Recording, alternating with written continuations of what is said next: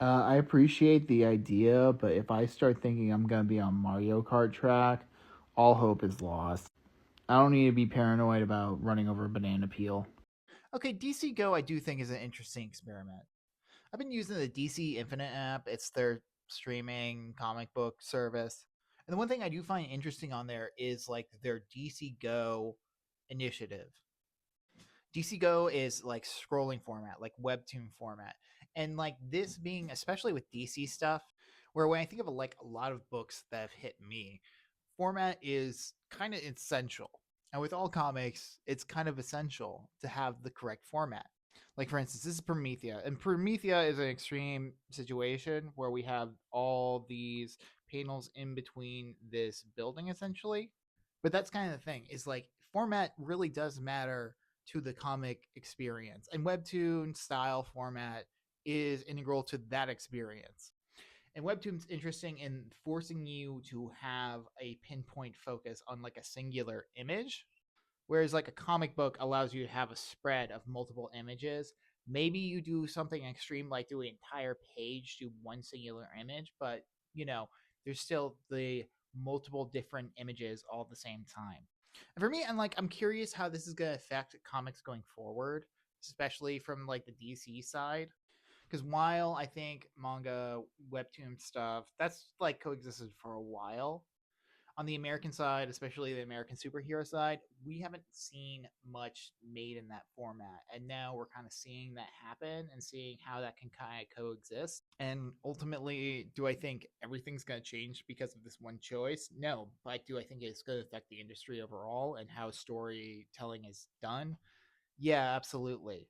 I mean, they have all the absolute versions that are like the books I feel like are consistently talked about, the absolute Batman's, Superman, Wonder Woman in this format. So, do I think like every single book is going to be put into this format? No. But I do think like marquee titles, major titles are going to be put into this format and ultimately affect how people structure their books because of it.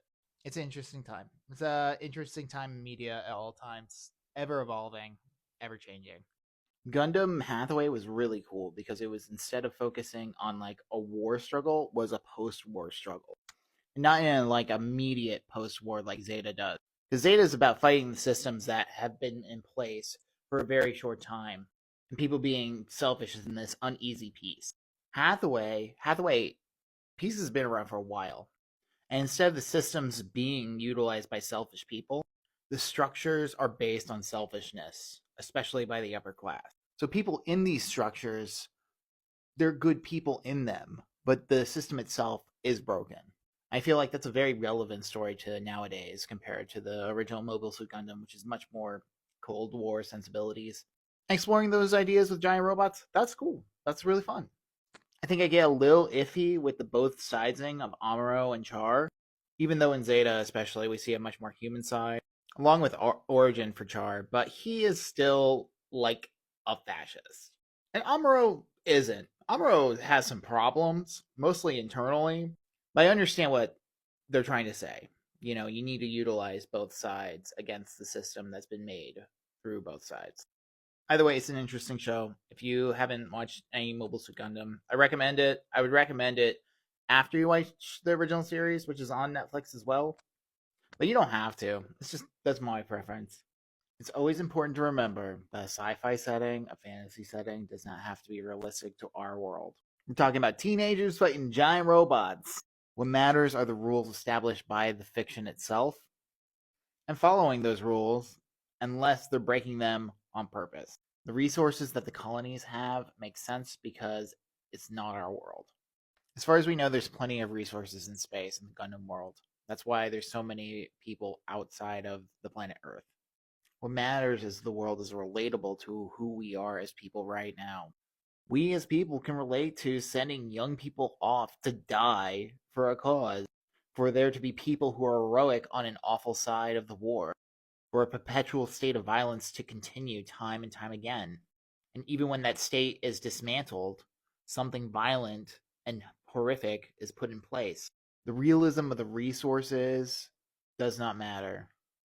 What matters are the stakes that the characters are put in and how those have been consistent throughout the time of the series, and how the art style and the world itself has been consistent for the last almost 50 years.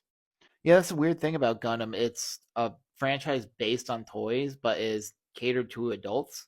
There's obviously some kid shows thrown in there as well. Again, the Gunpla shows, but there's plenty of TV MA product that's Gundam.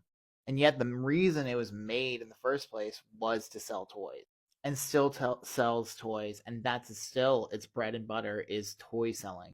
And personally, I couldn't care less about that stuff, but that is why the show has continued to exist, and they have very much found their niche when it comes to making a toy that's accessible in a lot of ways to younger audiences, but also accessible to people who like a complex project. The amount of time and dedication you could have if you got into the Gunpla hobby is really, really high. And personally, I'm not interested in that stuff. Like, God bless them. But the complexity in the world they're going for shows what their audience is.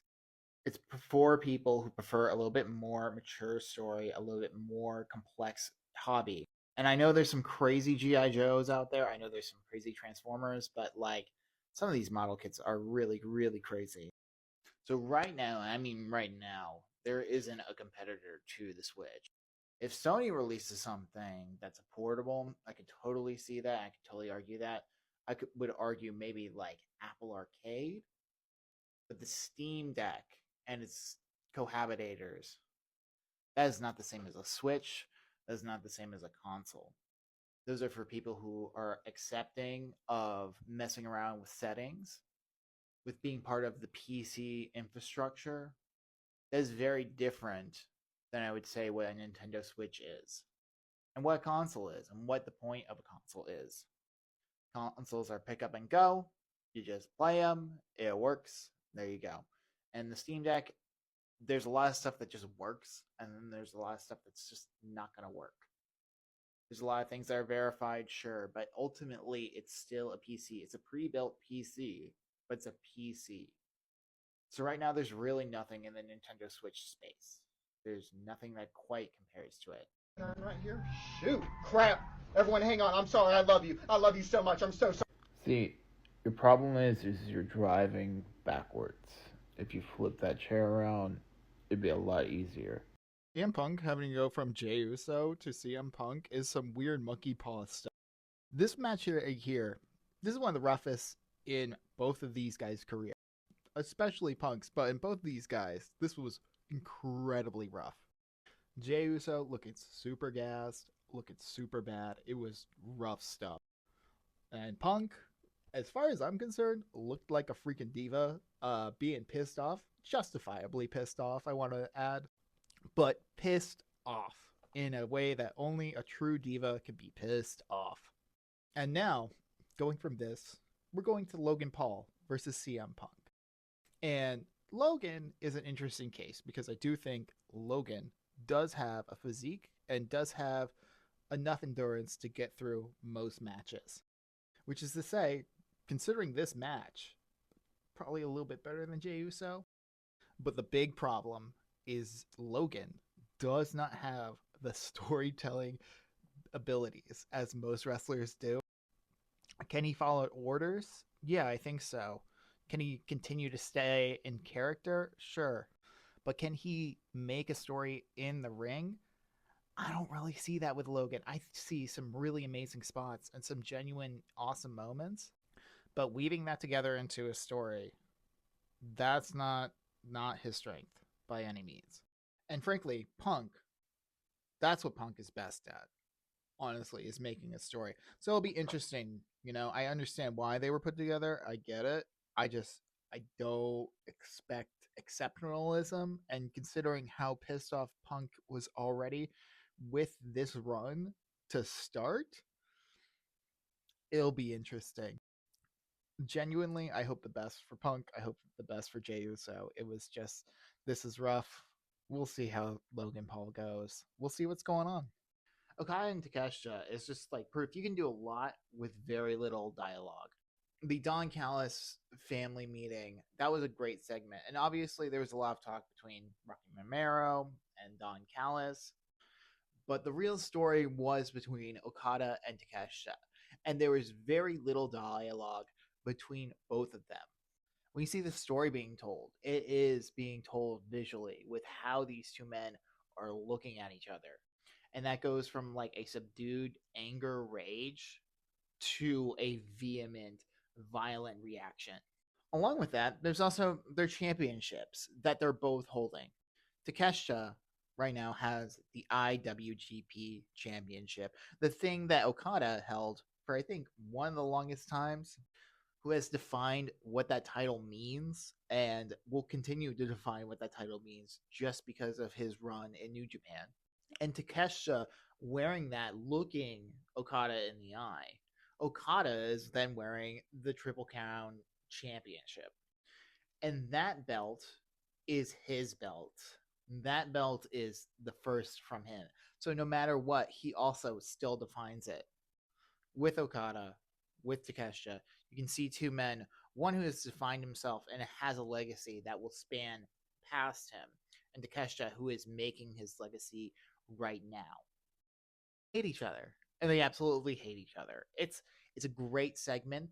It's a great story. It's one of the best stories, honestly, in wrestling right now. I think what's great too is like as much as this match is good story wise, these guys, both of them, are fantastic wrestlers. I'm very excited to see what the match is actually going to be.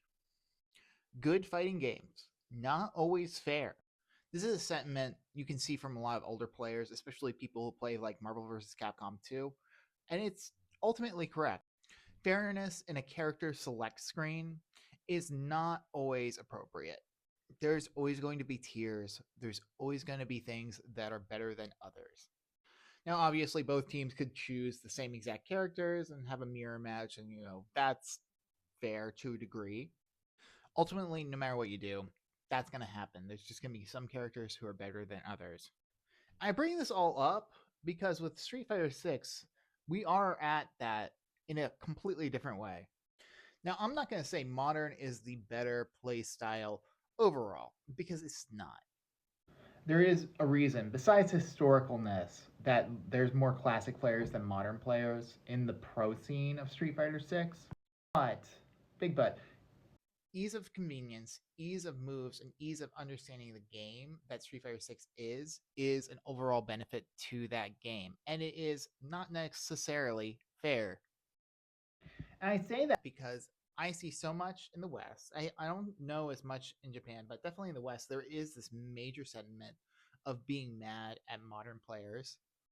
I think there's some criticisms to be made about the majority of modern players. They're very spammy. They like to do the same exact things. They're not necessarily understanding the fundamentals of the games outside of combos, which for me personally, I'm not really a combos kind of guy. I do like the fundamentals of like footsies and stuff like that more so than combos. So, modern's cool. But obviously, all of us have fought in a modern Geef who just kind of spams their command throws, and it's frustrating, it is. But that unfairness that is part of modern is still worth it for every player. The evolution that it allows for gameplay and that other games have done, like Blaze Blue and what Marvel is looking to do going forward, give so much more access to so many different players. It allows other people to enjoy the game. And still, and that's the big thing that's different from 2XKO in these games, is it still retains the classic style that people who have been playing these games for decades can still enjoy. Is it perfectly fair? No, but you know what? It's still enjoyable for everybody. Just because something's simple movement doesn't mean it doesn't require execution. First thing, the perfect parry does take skill. It takes a good read of your opponent. You have to understand what your opponent's going to do next, and you're going to react to it properly. And that should allow you to get your turn back, frankly. I think that's a fair deal of being like, I know exactly what they're going to do, especially now with Season 2 now, where you have to either point back or down to make sure you actually get the perfect parry. And Drive Rush's skill is resource management. That is what Drive Rush is all about. Obviously, it's a 50-50. You get an overhead, you get a low. That's Drive Rush, right? But within that is the limitations of the Drive Rush system. That's why it's a bar. That's why you can't constantly do Drive Rush. And that's where the skill lies. It requires you to think about, like, do I spend all my resources in one big go, get a ton of attack down, or play defensively, let my opponent try to use all their Drive Rush, and then go on the offensive. That's how it goes. It's not execution based in the sense of like quarter circles, combos, that kind of thing, but it does require skill, and it does take time to get. There's a reason why you don't see perfect parry in gold or silver or bronze ranks as much. And I would say the same with Drive Rush. Obviously, these skills take a little bit of finesse, a little bit. Are they as execution heavy as combos, as other things within the game of Street Fighter? No, but that's not what they're there for. They're there to be a tool that you can physically easily execute, but requires you to pay attention in a different way than, say, execution when it comes to combos and things like that. That frog testicle on the outside, bleeding scab on the inside, but does it taste any good? You know, with that description, I'm going to say probably not.